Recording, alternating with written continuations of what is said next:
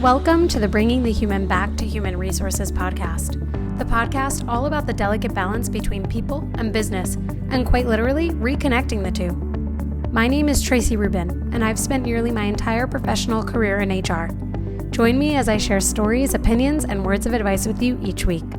Hi, everyone. Welcome back to the Bringing the Human Back to Human Resources podcast. I'm so excited for my guest today. I am joined by Ron Thurston, author of Retail Pride. You can see I have the book right here. And it was really incredible to read, even though I'm a retail leader myself. And I wasn't totally sure what to expect when Ron sent me the book.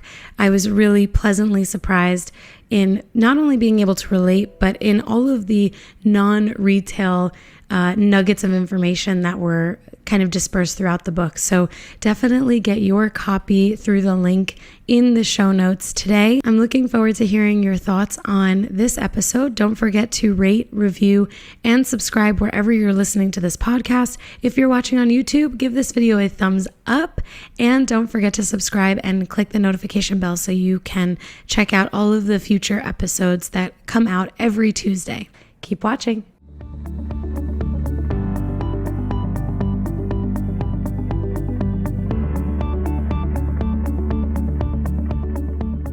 Okay, well, welcome back to the podcast, everyone. I am joined by Ron Thurston, author of Retail Pride, which was one of the most captivating books that I've read. I definitely learned a lot about myself while reading, and I'm so excited, Ron, for you to be here today and for you to share all of your wisdom with the listeners. So I'd love to pass the mic, so to speak, to you to introduce yourself to everyone.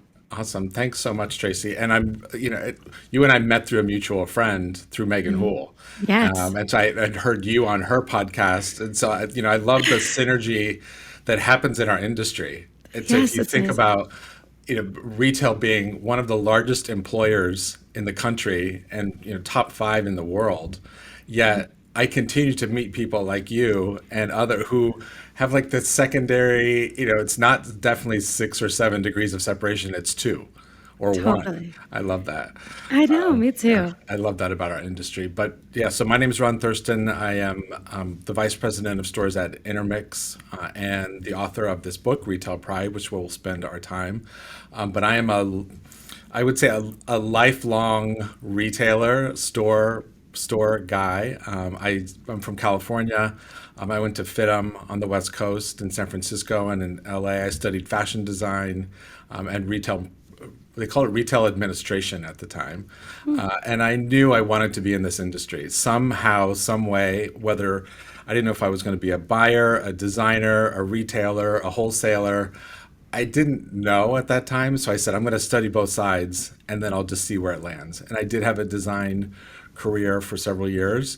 But once I discovered retail and the joy and the entrepreneurial spirit and the power that this industry has, I was hooked. And here we are 30 years later, and I'm more and more excited about it every day. I love it. You know what I loved? One of the things that I loved most about your book was that you started off with the family experience, and for you, how your family kind of set the stage for you. And I find, and maybe you'd agree, that retail is so much like a family. I mean, the people that we work with throughout the course of our careers, or even if we switch between businesses and companies, I mean, there's always that connection.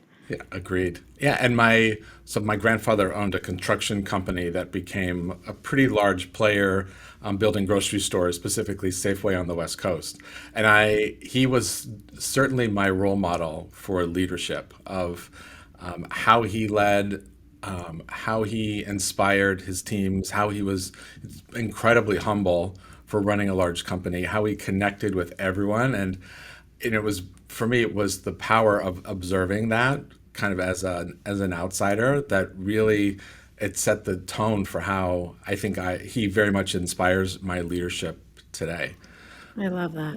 I love that. It's so special. And I think that anyone who decides to pick up your book, if they haven't already, they're going to, it's that first chapter, I should say, that really starts to draw you in, because I think everyone kind of has some story where they can think about their experience growing up and how that impacted who they are today.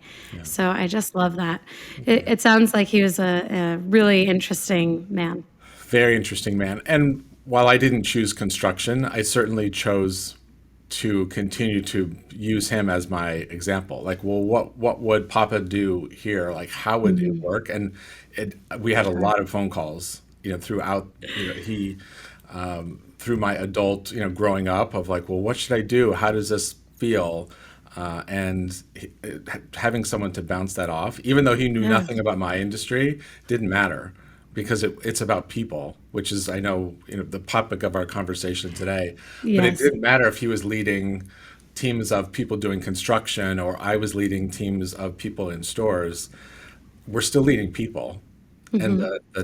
the ideas of it and the love that we have for that transcends any industry. And I feel very Absolutely. strongly about that.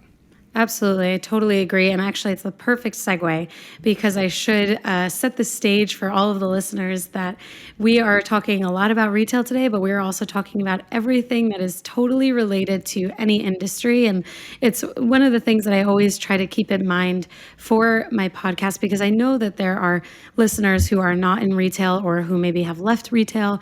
And I think that if there's anything that we know about retail, it's that it teaches you about life itself and it teaches you about things and just the life experience, humanity that is really applicable to people of all backgrounds, industries, etc. I do. I completely agree with you. Awesome. So let's jump right into it because I have some very exciting, I think they're exciting questions. I know I'm excited to ask them. But the very first thing that I want to mention is that your book has literally been all over my Instagram, all over LinkedIn. And it's probably because I'm so heavily connected to retail leaders. And as you mentioned, Megan is the connector here for us. When I heard you on her podcast, I was like, oh, I've got to reach out because I was just so excited about what you were talking about and what we could get out of your book. So without giving too much away, can you share, and you kind of already touched on this, but what really inspired you to start writing your book? And did you expect the kind of response that you're seeing today? As kind of I started in the beginning, I have such a deep kind of love is it's a big word, but it's a true word in this scenario. Love of this industry and the people that do the work every day, the hard work that goes into it because I did it. I grew up in stores from sales and assistant manager, store manager, district manager, now I've had the opportunity to lead the retail teams for a number of great companies. And my passion for them is deep. And what happened several years ago is that the conversation about our industry shifted to in a very negative way. This kind of term retail apocalypse started to trend. There was a lot being written about the death of retail, and I took that very personally. And I said, I don't know what you're talking about. Like the people that do this every day, no matter what they're selling, have a real like commitment and joy in what they do. Mm-hmm. And so I started to write a blog it was called Retail Fitness. Um, I don't know why I chose retail fitness, maybe because I love fitness and I love retail, but to try to just unpack of like, let's minimize the noise and let's really think about the power of our industry and the importance that we all play. And I'm one of those people. And so I ran that for a while and I really learned a lot about what people are interested in hearing about. And and then mid 2019, I said, you know what, this needs to become a book. There's there's literally nothing on the bookshelf today, prior, I should say, that spoke directly to stores. There are books about how to run great retail companies, how to start a retail business, how to maybe reinvent your existing retail fleet. But I wanted to speak to everyone that does the work because those are the people that I had such joy for. And so I approached it from when you're writing, they ask you to create an avatar. Like who are you writing this book for? As I'm pitching my ideas to the publisher, who is this for? I'm like, so she was female for some reason in my head because this is a female dominated industry, Hmm. and probably like 25 to 28, works in a store in a mall in the middle of this country, and maybe it's like her second or third job, and she hasn't really figured out if this is going to be her career. She may have gone to college, maybe not. It's like she played in different things and works in retail and really loves it and has a great manager and is like trying to uncover what's next. Like that's who I want to find. I love And that. there are millions of those people. And Totally. like that's my audience. And so that I wrote it specifically not to change the industry, but to motivate and inspire, maybe re-inspire in the millions of people that do the work in stores every day. And the book is not about one specific segment. You can work in pharmacy, in home, in luxury, contemporary, doesn't matter. It's all retail. Totally. Grocery, it's all Absolutely. retail. And so I think to answer your question around am I surprised? I am surprised, but I'm also working really hard at it because I know how Totally. important it is. It's so important. And as someone who grew up in stores, it's always what I say. I grew up in stores going from big box to fashion. I totally see I can see how you thought of that girl, that Yeah. person. And I was like, now that I'm thinking about it, I was kind of seeing a lot of myself. I kind of did feel like you were speaking to me. I'm like, Ron, I know about the things that I'm talking about in my head. No, this is amazing. And I think, to kind of go on to one of the themes that I found to be really present in your book, it was one that I really think again is relevant for both retail and non-retail, and that's about people centrism. And we just kind of touched on this. And my podcast is obviously all about people. As a director of HR myself, I'm very focused on making sure that all of our decisions, anything that we're talking about, is people centric. And I'm happy to work for a company that is aligned with that. But in terms of where you stand, I'd love to hear more about the moment that you first recognized how pivotal that role that people play in business was. Like, when did you first notice that? So I really uncovered that as I started moving from kind of a design career into a retail career. So my first non-design opportunity was with a department store. It was called Broadway at the time. I think it rolled under into Macy's, and they had a management training program. And I said, well, if I'm going to jump into this industry as kind of a novice, what do I want to do? So I went into this management training program, and you spend a little bit of time in the buying office and a little bit of time mentoring with other leaders. But they then gave me the opportunity to be a department manager. And I remember it very clearly because it was a Levi's shop. And so it was just Levi's. And I remember having this team, and at the time, department stores had very tenured employees, and they 10, 20, 30, 40 years with the brands. And so here I am, 28 maybe, with a lot of energy and a lot of drive. I was like, we're going to win, we're going to do this. And they were like, who are you? And like, Totally. leave us alone. Like, stop trying to have a contest, stop trying to have fun. And I'm like, I'm gonna win these people over. We're gonna find ways to make this the best place possible to work.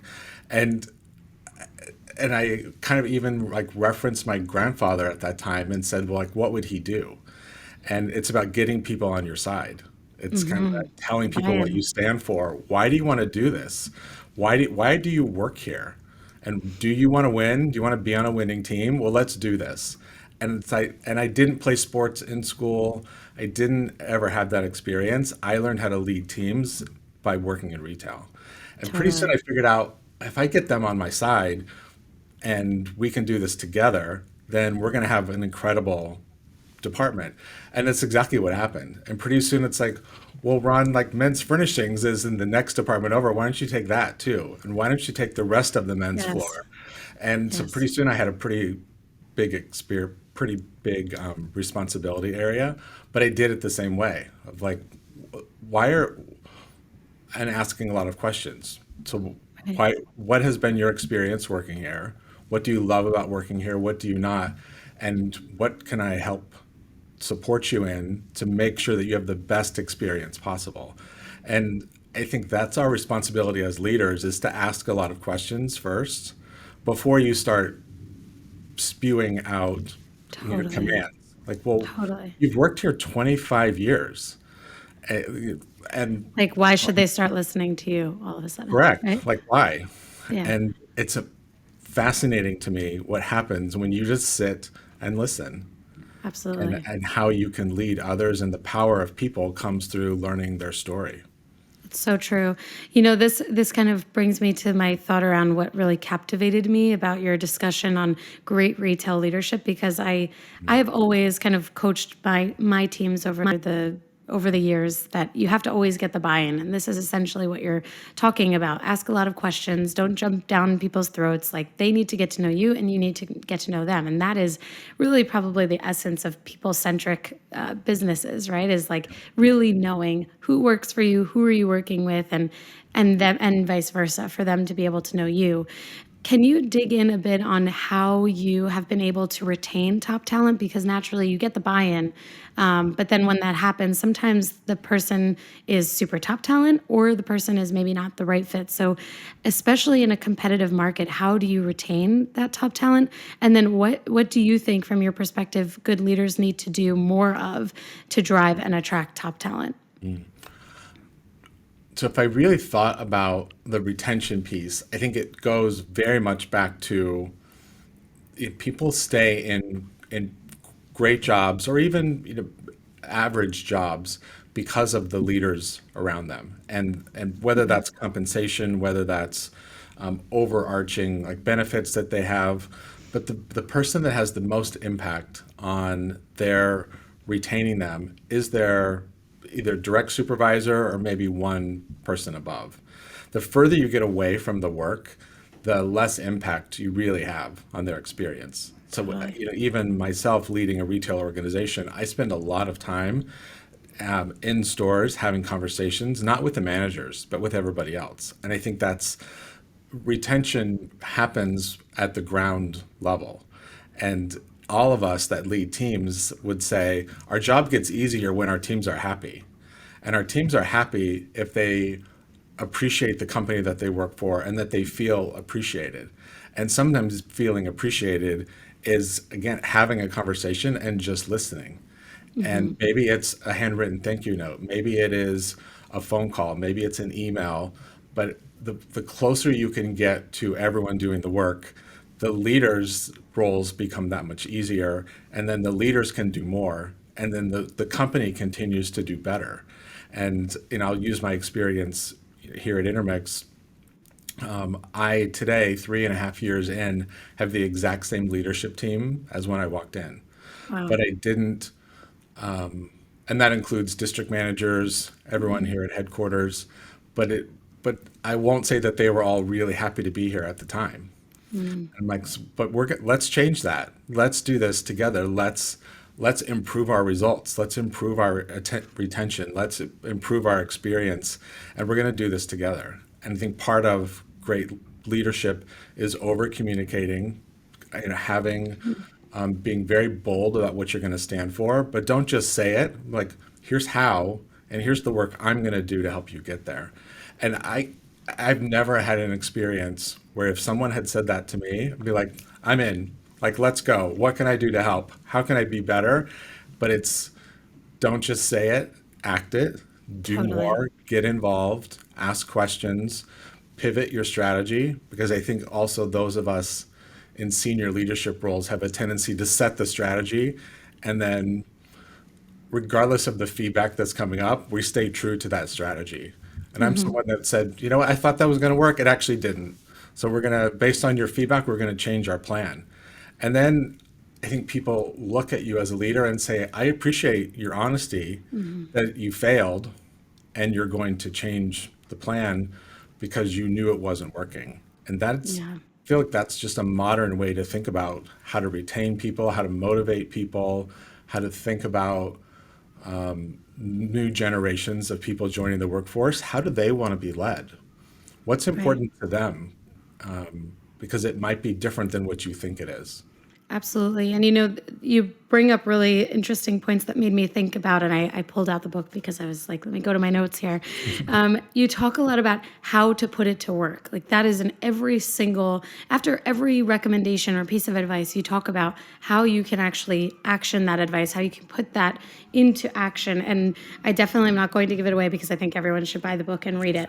But one of the things, and you actually just mentioned this a bit earlier, was this concept of telling people what you stand for and what do you stand for. And that for sure, and I told you this before we started recording, was the hands down most pivotal part of the book for me, because I think we probably as leaders, we think about, okay, what do I want people to know about me? What do I want people to take away from my leadership? But do we really think about what we stand for? And so talking or thinking through what you've shared about the buy-in and kind of creating and retaining these top talent individuals or a top talent team, I think that that's so, so important. And I'm sure that as people read your book, I think they'll probably take the same message away, that it's not just about who we are as leaders, but it's really about what we are standing for every single day.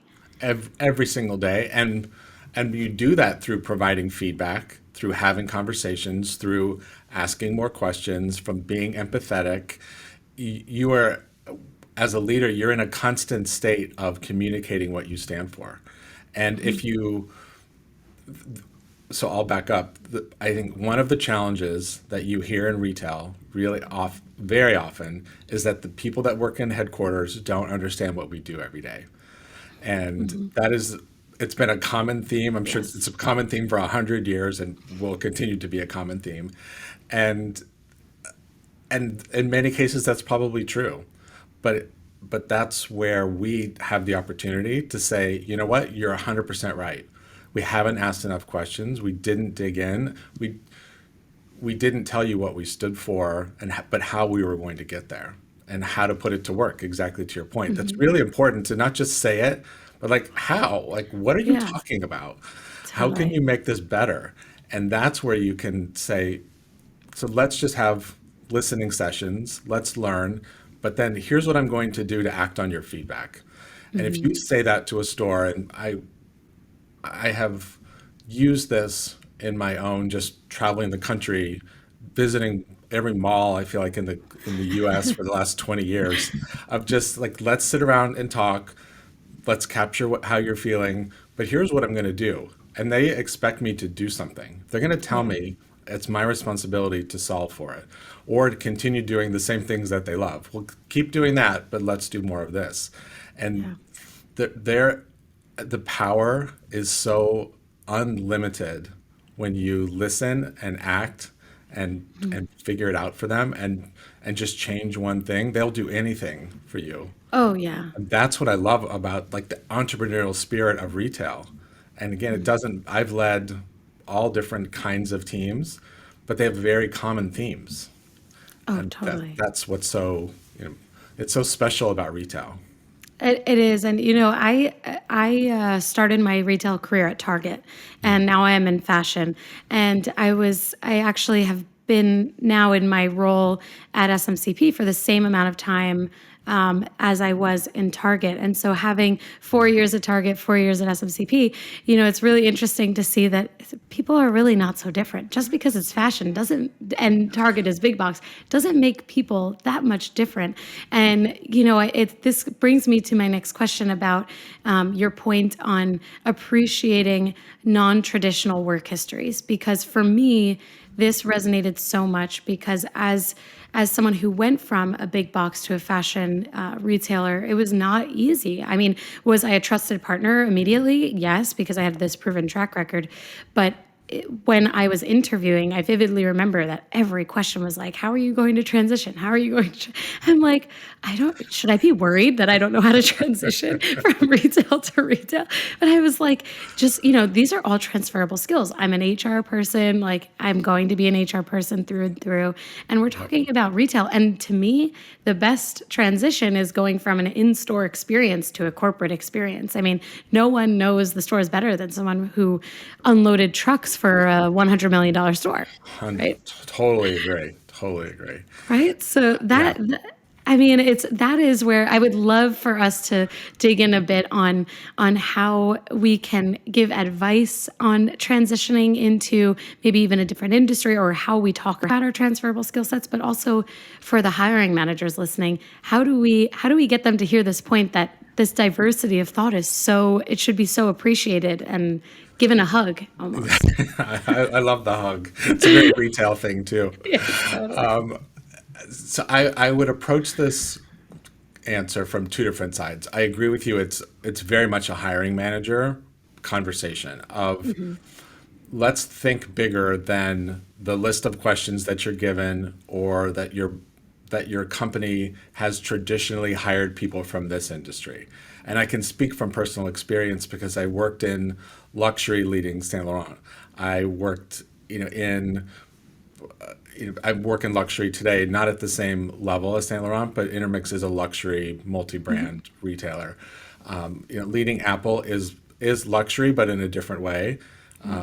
But I also sit on the board of directors of Goodwill, and that is for me the way to inspire at the top and say, no matter your business, whether it's $2,000 on an average transaction or $20 or less, how you hire and lead and inspire is exactly the same, and what you want to get. And so even tomorrow, I'm going to New Jersey to visit several Goodwill stores on a store visit. And so I am my own Ron self, whether I'm leading my own team or whether I'm a board member doing it for another organization.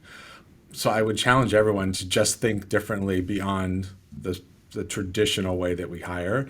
But I'd say on the candidate side, this is also an industry that I don't think we've put enough effort on the employee side, the candidate side, of educating yourself about the industry. And so Right. if you think about not just the brand you work for, but what's happening in retail overall, what's happening in technology overall, like what maybe your brand doesn't use it, but you should be educated about all the different ways that the world is shifting in our industry. And so if you can sit down in an interview, maybe it's a luxury brand that you've aspired to work for but never did, but you sit down with a hiring manager like me and you say, let me tell you about my background, but let me tell you about what I also know about our industry and how it's evolving and how I can add value to this by doing X, Y, and Z. Because everyone looks for great people. Everyone wants great service. Everyone wants to work in a great culture. Like we all say the same things. Yeah. But candidates that have actually thought beyond their own resume about the industry, and there's so many ways to do that today. There are webinars and podcasts like yours and Clubhouse and LinkedIn Live, the list goes on of our Totally. ability to learn what's happening in our industry. And I challenge everyone, like, take full advantage of the fact that there's more content today about retail happening than there ever has been before. Yeah. But pay attention and you will become a better candidate. And the hiring manager should and can often appreciate the fact that it isn't just about your resume. It's about your Right. commitment to this industry. And it's how I finished the book is it needs to stop saying that this is accidental. Because Right. 90% of the people that I've met in the last 25 years have said they're in retail by accident. And for many years, I just thought that was funny. Of like, oh yeah, like it wasn't really for me, but I understand. I've reached this point now of like, the minute that you say that this is intentionally my career, you act differently, you resource Thousand things percent. differently, you build your network differently, and you show up at work differently. Of like, this is my career. I'm going to be intentional about what I do, and Yeah. that changes the dynamic. And pretty soon, you become a really great candidate. Yes. Can I tell you, I was totally called out at the end of the book because I used to always say, and like, I'm here for the truth. I need people to always call me out, like I really appreciate it. And I was like, oh, wow, Ron is really he's calling me out here because I always say, or I used to say, because now since reading your book, I don't say this anymore. Good. But I used to say, oh, I just fell into like after college, like I just fell into retail, even though I was a sales associate for different retailers in high school. Like I just fell into it. It was an accident. I didn't think I was going to stay in retail. And when I read that, I was like, I unintentionally holding myself back. Every time I say it was an accident or I didn't intend on staying in retail or retail sucks you in and once you find that you love it, you never leave. But it's really shifting the paradigm. It's shifting the mindset from this isn't really my passion to this is what I intend to do with my life. And it's actually one of the things that I try to talk about as often as possible, that retail is not going anywhere. The retail apocalypse, people always talk about it. I mean, when you look at what the impact of COVID has been on retail and that now we have 16,000 jobs added in apparel and fashion or apparel goods, we'll say, alone in just March. I mean, it goes to show you retail's not going anywhere. So thank you for calling me out. I mean, I'm a little bit apologetic, but I'm really not, because I think that it's no, that was important for me to read. well, thank you. Thank you for saying that. But the book is called Retail Pride for a reason, because pride is such a word that it's a controversial word in its own way. But you have to think about, do I have pride or do I have shame about working in retail? Is it that I'm in here because I don't have an education? And I did it myself. I'm like, oh, I just work in retail. I did it myself. And I had to come to my own, like addressing my own shame of like, stop saying you just work in retail. Yeah. I don't have a big education. I don't have a lot of things that people that are at the executive level have. But what I have is a skill that I have learned over years that now I'm really proud of. And I want to change the conversation, because we have to stop hiding and just saying, oh, I just work in retail. Like, we have to stop that. Throw away the just. Yeah. Throw it away. And like, I'm proud I to work in retail and I'm proud to work in it. Like, that is, right. I have not met a lot of people in my career that have said that. And to your first question, why do I think this has resonated so well? Because no one has ever said that before. Totally. I completely agree. Yeah. So thank you so much for that. And like I said, don't apologize. It was super important for me to have that reckoning, I think, with myself. And 90% of people who, like me, have said I fell into retail or it was an accident. Hopefully we'll have that same internal dialogue after reading the book.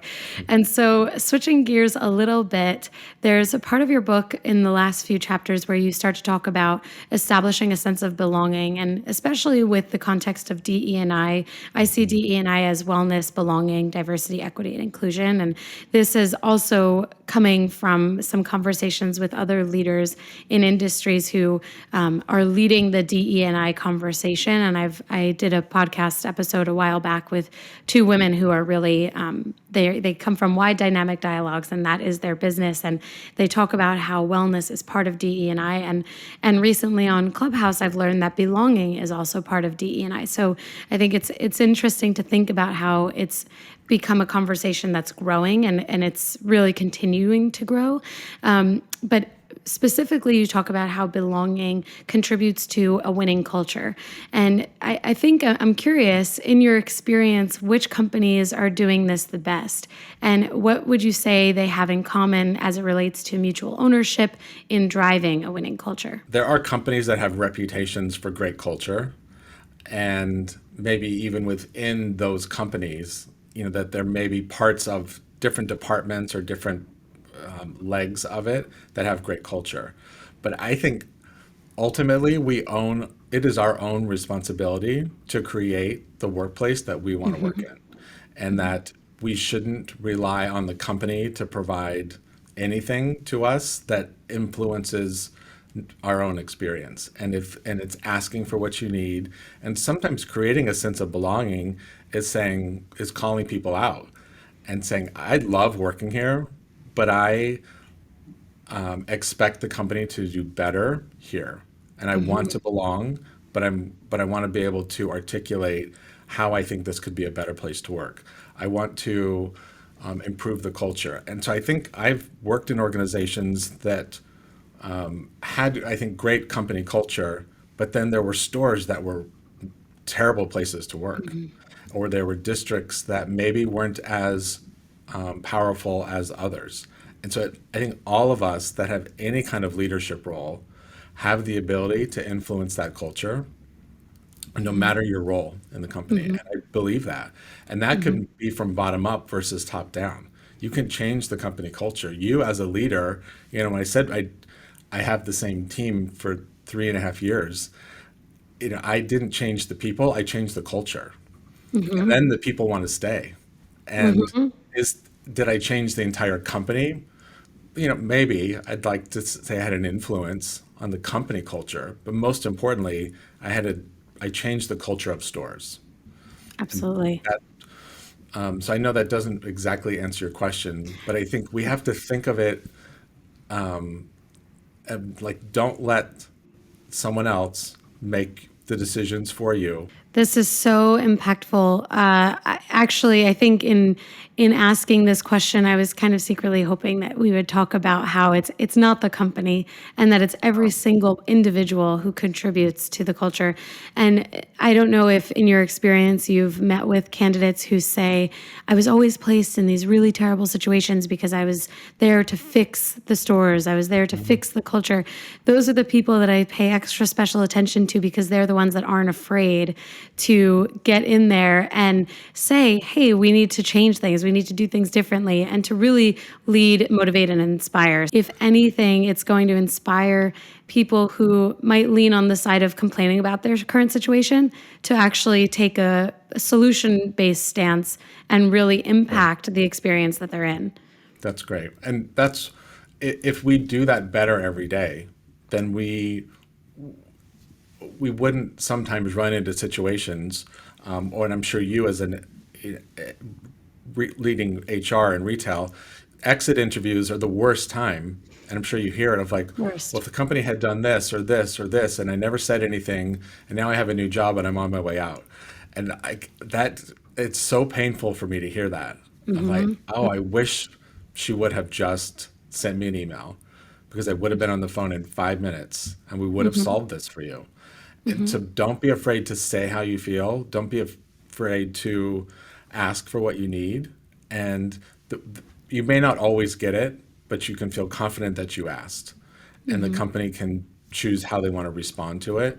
But that's how we can create belonging is by listening and encouraging open dialogue. Yeah, absolutely. One of my final questions for you, which hopefully will tie in all of the conversation that we've had around getting the buy-in and leading highly effective teams, productive teams, and so on and so forth, and belonging, especially, is about relationship building. It's a big topic for me. I have consistently said on my podcast that I wouldn't be where I am today if it weren't for these strong, trusting, especially underline bold the trusting, strong, trusting relationships. So, from your perspective, what are some quick action items or action steps that individuals listening to this today can build or can take to build authentic and trusting relationships? So I think the authentic is the word here because where I have been frustrated sometimes in points of my career where I felt like people were only reaching out to me because they needed something.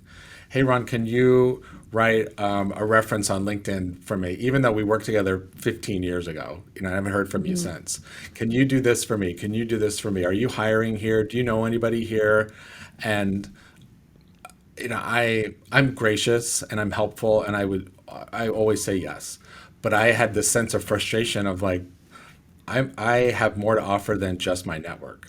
And so I wanted to build important relationships that were based on authenticity and that they neither one of us was asking for something. That we Mhm. had a mutual respect, mutual love of the industry, of a company, of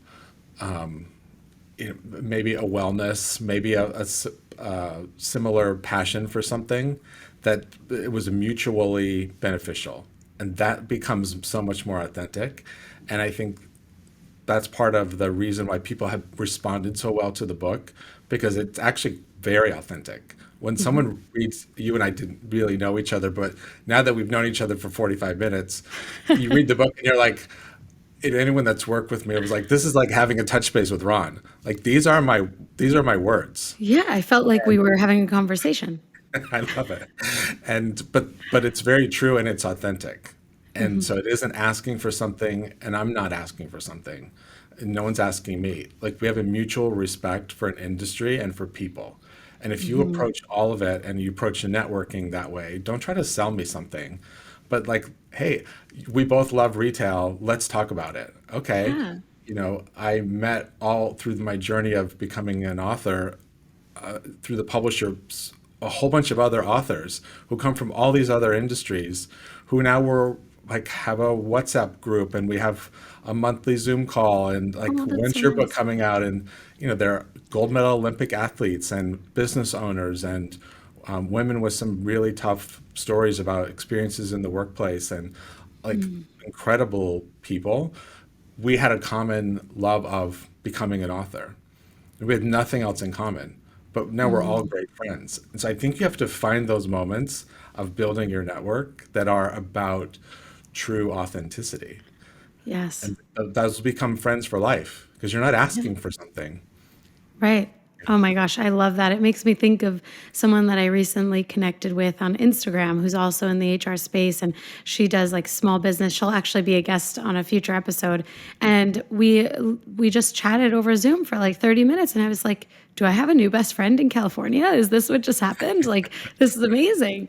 Like, I'll take it. I didn't know that I needed any new friends, but I certainly, if it's going to happen like this, I'll take them. So I think that's so important. And the topic of authenticity came up a lot, I think, in 2020 because everyone was in this. I don't want to say fight or flight mode, but this mode of really questioning who they were. I mean, it was almost like life or death in many situations for people, Yeah. especially when people were impacted by unemployment and things like that. And I try to say it as often as possible that if you are not authentically yourself, if you're not building authentic relationships, you might as well just quit. I mean, it's just not worth your time. It's not worth their time. So I appreciate what you've said on this point. Yeah. And I think if you have been in the place in your life where you feel like you don't actually have the ability to give, that you have not had that experience, that sometimes having a conversation with someone that does, you you uncover things that they didn't even know that they were powerful, and they like embracing their own potential ability to impact and offer things that they didn't even know that they have. And sometimes I think that's all of our it's our responsibility as humans, like help bring out the best in other people. Totally. And as a leader, I think that's really important. But just as a person and as a friend, like be the person who helps other people be better every day. Help them Right. find their power, Right. and that changes people's lives. It really does. And it makes the world a better place. Like it might sound cheesy, but at least, I mean, we all have this same barrier to entry in life and we all have this same Mhm. want and desire and need. And fundamentally, I mean, don't we all just want to enjoy the people that we're around and be able to receive some kind of, again, the hug that, especially in considering all that's going on in the world, the more that we can do to add to this positive takeaway or perspective, I think is totally worthwhile. So finally, I hate to end our conversation because I'm having a great time, if I'm being Me really too. candid. Thanks, Tracy. I really would love to know, looking back on your decades of experience, what are you most proud of when you really look back on your career? What is that one thing that if someone says, "What could you not live without? What was your best experience? What are you most proud of?" What would that be? I'm gonna again say something controversial. I'm most proud of myself of getting this book done Mm. and getting this out and changing the conversation of one of the most important industries in the world and the people that do that work. And that was not my intent to be proud of myself for doing it because it was about giving back. But now I sit in a place of like, this is really good. Like I'm really actually positively impacting people who I never met and who maybe have picked up this book or heard about it or heard me on a podcast like you, and it changed a mindset. It changed and maybe an action, a decision, in a positive way. And if I've done that for someone, then that's something that I'm proud of. So thank you for asking that question. I've promoted a ton of people, and the list goes on of things I'm proud of other people. Totally. But today I'm proud of myself, and that's new for me. I will tell you that. Well, I'm proud of you too. I know that we haven't met in person yet, but I think what you've done is really remarkable, and clearly you are a person who really stands behind the actions that you take, and you also stand behind the words that you speak through action. And obviously that was something that we spoke a lot about, because that how to put it to work is such a prevalent theme. And I think it's a wonderful thing that you've said you're proud of yourself, because if we're not proud of ourselves at the point in our careers where you are, like, we've got to, there's probably something more there. That's really true. Yeah, and recognizing that no matter where you are in your career, or like early on or 30 plus years in it, like I am, we still have so much to do and to give. And an important thing for all of us to recognize is Absolutely. the power that we have. Absolutely. Well, I think it's really, really, using this word powerful, I think it's really powerful to think about how many people you've reached with these books. I know a lot of teams have purchased these books through their, like team building to read through. And I think it's absolutely fabulous. I want to support you however I can. And I really, really, of course, I really appreciate you coming on the podcast to share all of your insights and words of wisdom with the listeners. And I'd love for us to close out by talking about where the listeners can pick up your book, and we certainly will link everything in the show notes as well. Awesome, thank you. So Amazon's an easy way. It's on ebooks and hardcover and paperback. But if you go to retailpride.com, that's like the resource for everything. So the links, there's a link for bulk purchasing at a discount through the publisher. But I also, I host my own networking events. Sometimes I call them Saturday Morning with Ron, to just bring people together to network. Other maybe panels I'm on. So there's a whole kind of events page. There's other media and podcast. There's a blog that I write.